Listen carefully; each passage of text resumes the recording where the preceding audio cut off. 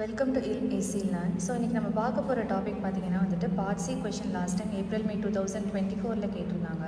அந்த கொஷின் பார்த்திங்கன்னா determine the power dissipated by 5 ohm in the circuit shown அப்படின்னு சொல்லி 15 மார்க்ஸ்க்கு கேட்டிருக்காங்க. ஸோ இதுதான் இந்த சர்க்யூட் கொடுத்துருந்தாங்க. ஸோ இந்த சர்க்யூட்டில் ப்ளூ கலரில் ட்ரா பண்ணியிருக்கிறது தான் அவங்க கொடுத்த கொஷினு. பட் ரெட்டிங்கில் வந்துட்டு நான் மார்க் பண்ணியிருக்கேன் I1, இந்த கரண்ட் சோர்ஸ் வோல்டேஜ் இதெல்லாம் பார்த்திங்கன்னா வந்துட்டு ஆஃப்டர் அனாலிசிஸ் மார்க் பண்ணது. ஸோ இந்த சர்க்யூட் கொடுத்துட்டாங்க. ஸோ நம்ம வந்துட்டு இதை பார்க்கும் போதே அவங்க எப்படி கொடுத்துருந்தாங்கன்னா 1 2 3 அப்படின்னு சொல்லி கொடுத்துருந்தாங்க. ஸோ இந்த சர்க்யூட் பார்க்கும்போது இங்கே எப்பயுமே நம்ம கிரவுண்டட் தான் லாஸ்ட்டாக இருக்கும். ஆனால் இங்கே ரெசிஸ்டன்ஸ் இருக்குது, அதுக்கு மேலே கிரவுண்ட் பண்ணியிருக்காங்க அப்படின்றப்ப நம்ம ஒரு சின்ன கன்ஃபியூஷன் இருக்கும். ஸோ இது ஆக்சுவலாக வந்துட்டு எப்படி சால்வ் பண்ணலாம்னா யூஸிங் வந்து நோடல் அனாலிசிஸ் அப்படி தான் சால்வ் பண்ண போகிறோம். ஸோ இந்த நோடல் அனாலிசிஸில் சால்வ் பண்ணுறப்ப ஃபஸ்ட்டு நம்ம என்ன பண்ணணும், ஃபஸ்ட்டு ஸ்டெப் வந்து நோட்ஸ் எதுன்னு ஐடென்டிஃபை பண்ணணும். ஸோ இங்கே ஆல்ரெடி வந்து 1 2 3 அப்படின்னு கொடுத்துருக்காங்க. ஸோ இதில் பார்த்தீங்கன்னா வந்து நோட் 1, நோட் 2, நோட் 3 அப்படின்றத நம்ம புரிஞ்சிச்சு. ஸோ ஆட்டோமேட்டிக்காக நம்ம என்ன மார்க் பண்ணோம், V1 V2 V3 அப்படின்னு சொல்லி நம்ம மார்க் பண்ணோம். ஃபஸ்ட்டு ஸ்டெப் முடிஞ்சு. நெக்ஸ்ட் என்ன பண்ணணும் அப்படின்னு பார்த்தீங்கன்னா நோடு. அட் ஈச் நோடு, ஒவ்வொரு நோட்லேயும் நான் என்ன பண்ணணும், நான் வந்துட்டு கரண்ட்ஸை வந்து அசியூம் பண்ணணும். எப்பயுமே நோடில் வந்து கரண்ட்டை அசியூம் பண்ணும்போது மேக்ஸிமம் அவே கரண்ட்டை தான் நம்ம மார்க் பண்ணணும். ஸோ இங்கே பார்த்தீங்கன்னா வந்துட்டு இந்த நோடில் நான் எப்படி மார்க் பண்ணியிருக்கேன், I1 அப்படின்ற அவே கரண்ட் வர மாதிரி மார்க் பண்ணேன். ஸோ அடுத்து இந்த பிரான்ச்சுக்கு மார்க் பண்ணணும். ஸோ மார்க் பண்ணும்போது இங்கே ஆல்ரெடி கரண்ட் சோர்ஸ் 3 ஆம்பியர் இந்த அப்பர் டைரெக்ஷன் இருக்கனால நான் அப்படியே மார்க் பண்ணிட்டேன் 3 ஆம்பியர் அப்பர் டைரெக்ஷன். நெக்ஸ்ட்டு இந்த பிரான்ச்சில் வந்துட்டு I2ன்ற கரண்ட் மார்க் பண்ணணும். ஸோ I2 அப்படின்னு சொல்லிட்டு நான் அவே கரண்ட் தான் அசியூம் பண்ணுறேன், இங்கே எந்த ஒரு இதுவுமே இல்லை. ஸோ நெக்ஸ்ட்டு இந்த பிரான்ச்சுக்கு நான் வந்து கரண்ட் போடலாமான்னு பார்க்குறதுக்கு முன்னாடி கரண்ட் சோர்ஸ் இருக்கான்னு பார்க்கணும். ஆல்ரெடி எனக்கு 5 ஆம்பியர் அப்படின்னு சொல்லி ஒரு கரண்ட் சோர்ஸ் இருக்குது. அது வந்து டைரக்ஷன் இப்படி தான் இன்கமிங் மாதிரி தான் இருக்கும். ஸோ அதை நான் அப்படியே போட்டணும், அதை நான் சேஞ்ச் பண்ணக்கூடாது. கரண்ட் சோர்ஸ் இருக்கிறத தவிர மற்ற எல்லாத்துலேயுமே எனக்கு அவே கரண்ட்டாக தான் ஒரு நோடுக்கு நான் ஃபார்ம் பண்ணும். ஸோ இது ஒரு நோடுக்கு கம்ப்ளீட் பண்ணிட்டேன். நெக்ஸ்ட்டு பார்த்தீங்கன்னா V2 அப்படின்னு சொல்லி செகண்ட் நோடு இருக்குது. ஸோ இந்த V2 நோடில் பார்த்தீங்கன்னா நான் என்ன பண்ணுறேன்னா அந்த செகண்ட் நோட் போகிறதுக்கு முன்னாடி ஃபஸ்ட்டு நோட்லேருந்து ஏதாவது ஒரு கரண்ட் வருதா அப்படின்னா இங்கேருந்து ஆல்ரெடி ஒரு கரண்ட் வருது, that is my I2. So I2ன்ற கரண்ட் வருதா, ஸோ அதை அப்படியே தான் நான் கண்டினியூ பண்ணிக்கணும். நெக்ஸ்ட்டு வேறு எங்கேயாவது கரண்ட் சோர்ஸ் இருக்கா அப்படின்னு பார்க்கும்போது ஆல்ரெடி இங்கே ஒரு கரண்ட் சோர்ஸ் வந்து இந்த நோடோட பிரான்ச், இந்த லைன் பிரான்ச்னால் இந்த வயரில் இருக்குது 5 ஆம்பியர். ஆனால் வந்து இப்படி அவே டைரெக்ஷனில் இருக்குது. ஸோ அதனால் 5 ஆம்பியர்னு நான் அவே போட்டுட்டேன். நெக்ஸ்ட்டு பார்த்தீங்கன்னா இந்த ரெண்டு பிரான்ச்லேயும் எதுவுமே இல்லை. ஸோ இங்கே வந்து I3ன்ற கரண்ட், இங்கே I1 I2 யூஸ் பண்ணாலும் அடுத்த டெர்மினல் வந்து I3, அதுக்கப்புறம் இங்கே I4னு போட்டுட்டேன். நெக்ஸ்ட்டு நான் வந்து எப்பயுமே ஒரு இந்த மாதிரி சர்க்யூட்டில் நோடல் அனாலிசிஸ் பண்ணும்போது சூப்பர் நோட்ஸ் இருக்கா அப்படின்னு சொல்லி செக் பண்ணணும். அதாவது என்னென்னா நீங்கள் 1 1 2 3 அப்படின்னு 3 நோடு ஐடென்டிஃபை பண்ணல, இந்த 3 நோடில் வந்துட்டு பார்த்தீங்கன்னா வந்துட்டு ஏதாவது சூப்பர் நோட்னா ஒன்றும் இல்லை, 2 நோடுக்கு நடுவில் ஒரு வோல்டேஜ் சோர்ஸ் இருக்கணும். அதாவது எந்த ரெசிஸ்டன்ஸும் இல்லாமல் இருக்கணும். அப்போ இங்கே 20 வோல்ட் இருக்குது. அப்போ இங்கே வந்து சூப்பர் நோட் வந்து இருக்குது. ஸோ சூப்பர் நோட் வந்து V2 அண்ட் V3க்கு நடுவில் 20 வோல்ட் அப்படின்னு சொல்லி இருக்குது. ஸோ அப்போ இது வந்து சூப்பர் நோட் அப்படின்னு சொல்லி இந்த பிளாக் கலரில் டாட்டட் லைன் போட்டுட்டேன். அப்படின்னா என்ன மீனிங், இங்கே எனக்கு சூப்பர் நோட் இருக்குது அப்படிங்கும் போது இதை வந்து ஹோலாக சிங்கிள் நோடாக தான் நான் கன்சிடர் பண்ணி சால்வ் பண்ணணும். ஆனால் இந்த நோடுக்கு ரெண்டுக்கும் இருக்கிற ரிலேஷன்ஷிப் வந்துட்டு நம்ம வந்து ஈக்குவேஷன் அப்படின்றத நம்ம ஃபார்ம் பண்ணியிருக்கணும். ஓகே, ஸோ இது ஒரு விஷயம் நம்ம மைண்டில் வச்சுக்கணும். ஸோ இந்த நோடுக்கான இந்த அவே கரண்ட் இன்கமிங் கரண்ட்லாம் போட்டுட்டேன்னா அதே மாதிரி இந்த நோடுக்கும் நம்ம எழுதிடணும். ஸோ V3 அப்படின்னு சொல்லி போட்டுட்டு இங்கே பார்க்கணும், இங்கே எனக்கு ஏதாவது ஆல்ரெடி மார்க் பண்ணதுலேருந்து கரண்ட் வருது. ஆமாம், இங்கே I4லேருந்து வருது. ஸோ I4 போட்டுட்டேன். அதேமாதிரி இங்கேருந்து அவே கரண்ட்டு வந்து எதுவும் கரண்ட் இல்லை ஆல்ரெடி, அதனால் I6ன்னு ஒரு புதுசாக ஒரு நேம் வச்சுட்டேன். நெக்ஸ்ட்டு வந்து இந்த பிரான்ச் பார்க்குறேன். இந்த பிரான்ச் வந்து எங்கேயாவது கனெக்ட் ஆகிருக்கா, எதுலனாவது வருதான்னு பார்க்கும்போது இப்படியே பேக்கில் நான் ட்ராவல் பண்ணி வரும்போது இந்த சோர்ஸை அப்படியே பார்க்கும்போது சேம் வயர் ஃபஸ்ட்டு நான் போட்டது. அப்போ இங்கே ஒரு கரண்ட் ஆல்ரெடி இருக்குது. அதனால் நான் என்ன பண்ணுறேன்னா அந்த I1ஐயே இப்படியே கொண்டு வந்து இங்கே வந்து அதே டைரெக்ஷனில் மார்க் பண்ணும்போது இங்கே ஆல்ரெடி மார்க் பண்ண டைரெக்ஷனில் கொண்டு வரும்போது இது இன்கமிங் கரண்ட்டாக தான் இருக்குது I1. ஸோ அதை தான் வந்து இங்கே மார்க் பண்ணி கம்ப்ளீட் பண்ணிட்டேன். ஸோ இந்த மாதிரி தான் நோடல் வோல்டேஜ் கரண்ட் எல்லாமே நான் மார்க் பண்ணி முடிச்சிட்டேன். ஸோ சூப்பர் நோட்ஸும் ஐடென்டிஃபை பண்ணிட்டேன். ஸோ நெக்ஸ்ட்டு ஸ்டெப் அப்படின்னு பார்க்கும்போது நான் என்ன பண்ணணுன்னா, நான் எத்தனை நோடு ஐடென்டிஃபை பண்ணணும் அத்தனை வந்துட்டு நான் என்ன பண்ணணும், எனக்கு வந்து KCL அப்ளை பண்ணணும் அந்த நோடில். So at node 1 apply KCL, இங்கே இந்த நோடில் தான் நான் KCL அப்ளை பண்ணணும். அதாவது KCL அப்படின்றப்ப என்னது, sum of the incoming currents and then outgoing current வந்து ஈக்குவல் டு 0. ஸோ இங்கே எதெல்லாம் இன்கமிங்காக உள்ளே வருது அப்படின்னா இந்த 5 ஆம்பியர் உள்ளே வருதா, 3 ஆம்பியர் உள்ளே வருதா, அப்போ வந்து இன்கமிங் வந்தால் ப்ளஸ் போட்டுருங்க. அவுட் கோயிங்கில் இருந்தால் மைனஸில் போடணும். அப்போ இன்கமிங்கிறப்போ 5 + 3 -I1 -I2. ஸோ அதை தான் எழுதியிருக்கேன். சரிங்களா? -I1 -I2 + 5 + 3 = 0. ஸோ இது -I1 -I2 இந்த சைடு கொண்டு வந்துடுங்க. கொண்டு வந்துட்டிங்கன்னா 5 + 3 8. I1 + I2 = 8. ஈக்குவேஷன் 1 போட்டு முடிச்சிருங்க. அடுத்து பாருங்கள், அட் நோட் 2 அப்படின்னு சொல்லி இங்கே இருக்கு இல்லையா?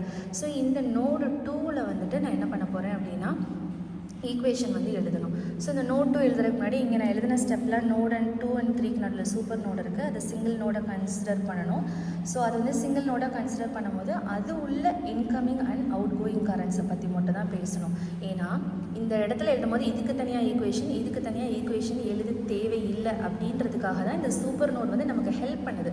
எப்படின்னா நீங்கள் 2 நோடாக 2 ஈக்குவேஷன் எழுத வேண்டாம், இது ஒரே நோடாக நீங்கள் கன்சிடர் பண்ணிவிட்டு நீங்கள் எழுதணும். அப்போ இந்த டாட்டட் லைன் எல்லாத்தையும் நீங்கள் ஒரு சிங்கிள் டாட்டாக இங்கே கன்சிடர் பண்ணிக்கோங்க.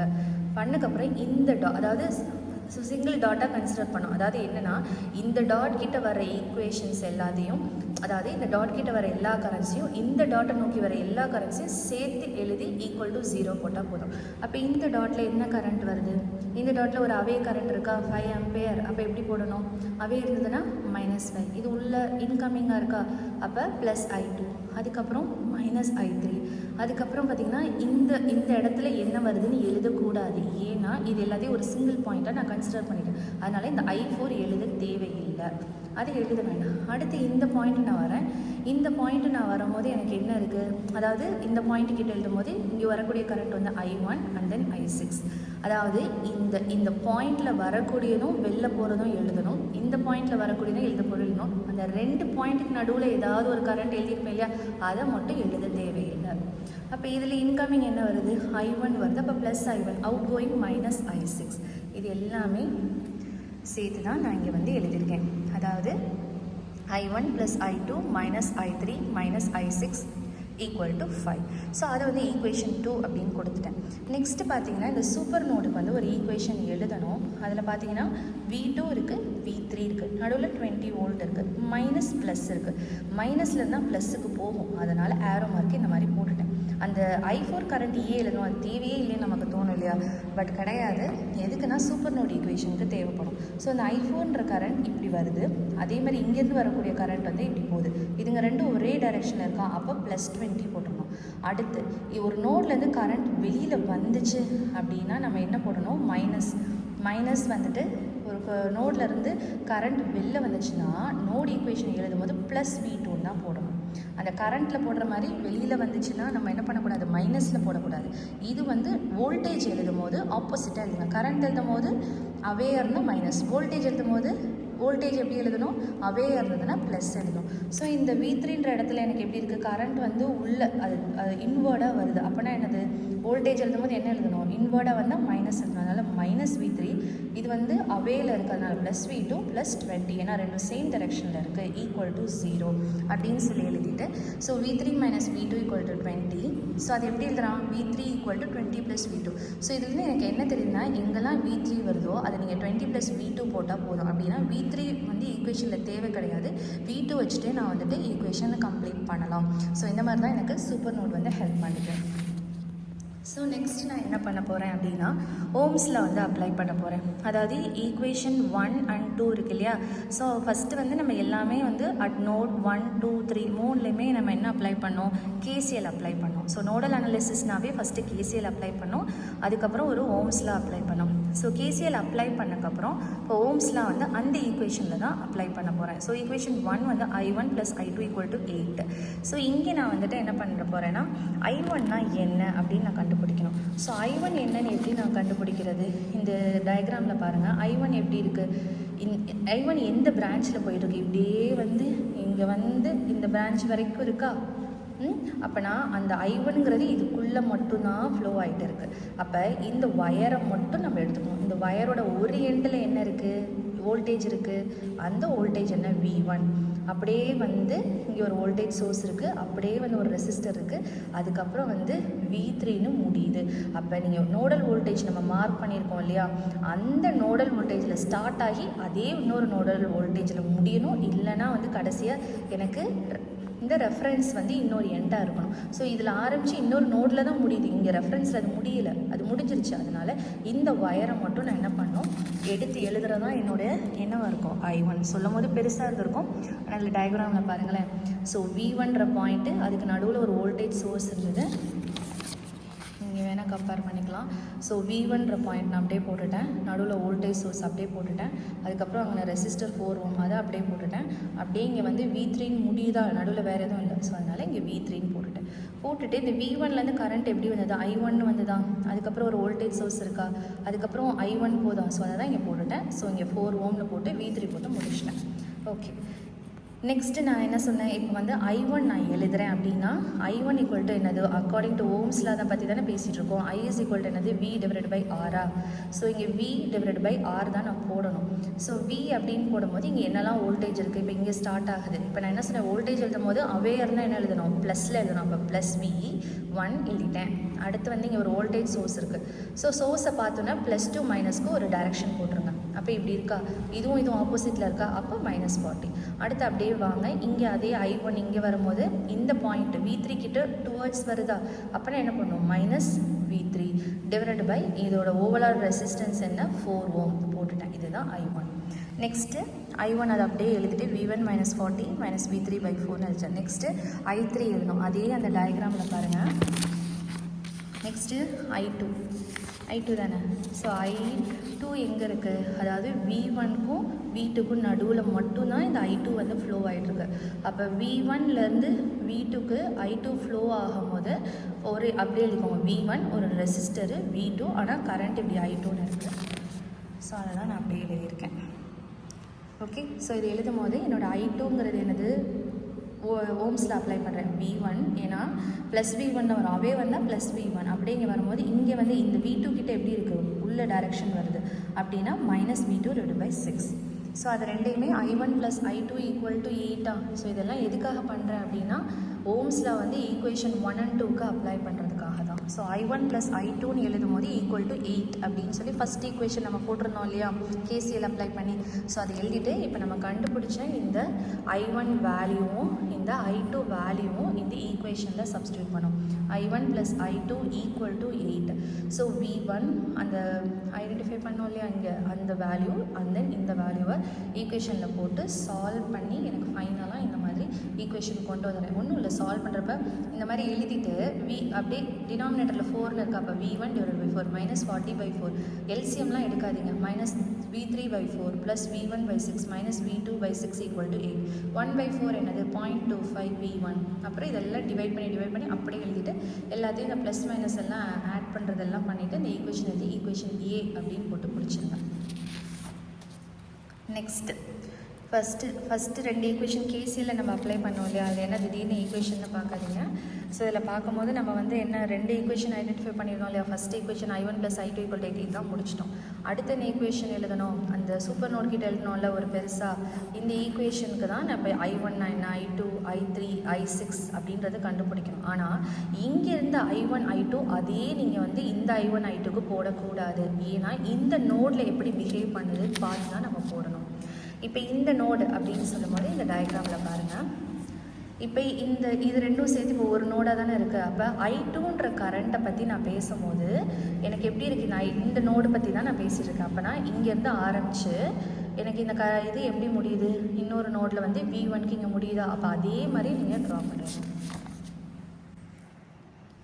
ஸோ I1க்கு ஃபஸ்ட்டு எழுதியிருக்கேன். ஸோ I1க்கு நான் எப்படி ட்ரா பண்ணணும், ஸோ I1ன்ற கரண்ட் வந்து இங்கே தான் ஆரம்பிக்குது, இங்கே ஆரம்பித்து அப்படியே வந்து இந்த நோடு கிட்ட முடியுது. ஓகேங்களா. ஸோ I1ன்ற கரண்ட் இந்த பிரான்ச்சில் தான் ஆரம்பிக்குது. ஸோ அதை அப்படியே நான் ட்ரா பண்ணும்போது எப்படி ட்ரா பண்ணும், V3யில் தான் ஆரம்பிக்கணும். ஏன் அப்படின்னா நீங்கள் I1 கரண்ட்டு நான் V1ல் ஆரம்பிக்கக்கூடாது. ஏன்னா இந்த நோடை பற்றி நான் பேச கிடையாது. இப்போ நான் பண்ண போகிறது செகண்ட் நோடு, அதாவது இந்த சூப்பர் நோடு. இப்போ சூப்பர் நோடு இங்கே தான் ஆரம்பிக்குது.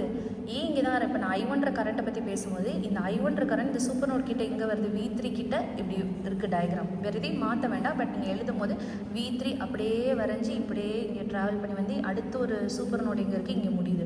அப்படியே இங்கே ஸ்டார்ட் பண்ணி இங்கே வரையும். ஸோ அதை தான் ட்ரா பண்ணியிருக்கோம். V3 அதுக்கப்புறம் ஒரு 4 ஓம் ரெசிஸ்டர் 40 வோல்ட்டு கடைசியாக வந்து V1 முடியுது. இது முடிஞ்சதுக்கப்புறம் நம்ம என்ன பண்ணோம், வோல்டேஜ் சோர்ஸ் இருந்தால் மைனஸ் ப்ளஸ்ஸை போட்டு ஒரு ஏரோ மார்க் போட்டுடுறோம். 40 வோல்ட்டுன்னு இருக்குது. நெக்ஸ்ட்டு 4 ஓம். நெக்ஸ்ட் இந்த கரண்ட் வந்து இப்படி I1 அதே தான், அதில் எப்படி நம்ம ட்ரா பண்ணமோ அதே பண்ணிவிட்டு இப்போ நான் வந்து யோசிக்கணும். I1 ஈக்குவல் டு ஓம்ஸில் அப்ளை பண்ணுறப்ப இந்த பாயிண்டில் பாருங்கள், I1 வந்து டுவர்ட்ஸ் போதா, டுவர்ட்ஸ் போனாலே நான் என்ன பண்ணுவோம், மைனஸ் V3. அதே மாதிரி +2 -2 ப்ளஸ் இருந்ததுன்னா ஏரோ இப்படி போட்டுடுறேன். இங்கே வந்து ஏரோ இப்படி இருக்குது, ரெண்டும் சேம் ஏரோவாக இருக்குது, +40. அதுக்கப்புறம் இந்த நோடில் வந்து அவேல தான், அதாவது இந்த I1 கரண்ட் டைரக்ஷன் வந்து இப்படி இருக்குது. அப்போ அந்த நோடில் வந்து அவேல இருக்குது அப்படின்னா +V1 / 4. அப்போ இந்த ஈக்குவேஷன் போட்டாச்சு. சிமிலர்லி I2ஓட பிரான்ச் பார்த்தீங்கன்னா இங்கே பாருங்கள். ஸோ I2ன்றது எனக்கு இந்த சூப்பர் நோட்லேருந்து இங்கே ஸ்டார்ட் ஆகுது. அப்போ இந்த சூப்பர் நோடு என்ன பாயிண்ட்டு, V2 இப்படியே ஆரம்பித்து இந்த இடத்துல முடியுதா, அந்த பிரான்ச் அப்படின்னு நான் ட்ரா பண்ணிடுறேன். ஸோ V2 I2 6 ஓம் அதுக்கப்புறம் I2 அப்படின்னு எழுதிட்டு, ஸோ இதில் பாருங்கள் I2 ஈக்குவல் டு என்னது, இந்த எண்டில் எப்படி இருக்குது வோல்டேஜ், ஒரு எண்டில் V2ன்னு இருக்குது, டுவர்ட்ஸ் இருக்குது. டுவர்ட்ஸ் இருந்தால் என்ன இருக்கணும், -V2. எப்பயுமே KCL கிர்ச்சாஃப்ஸ் கரண்ட்டில் எழுதும் போது தான் டுவர்ட்ஸ் கரண்ட் எல்லாம் ப்ளஸ்ஸு, அவே கரண்ட் எல்லாம் மைனஸ். ஆனால் வோல்டேஜ் எழுதும் போது ஆப்போசிட்டாக. இப்போ -V2 ப்ளஸ்ஸு, இங்கே வந்து அவேல இருக்குது. அப்படின்னா என்ன பண்ணணும், +V1 / இதோட ரெசிஸ்டன்ஸ் 6 ஓம். அதான் I2 போட்டாச்சு. நெக்ஸ்ட்டு வந்து I3 கரண்ட். ஸோ இதே டயக்ராம் எடுத்திங்கன்னா I3 கரண்ட் எங்கே இருக்குதுன்னு பாருங்கள், இங்கே இருக்குது. அதாவது அந்த சூப்பர் நோட் கிட்ட.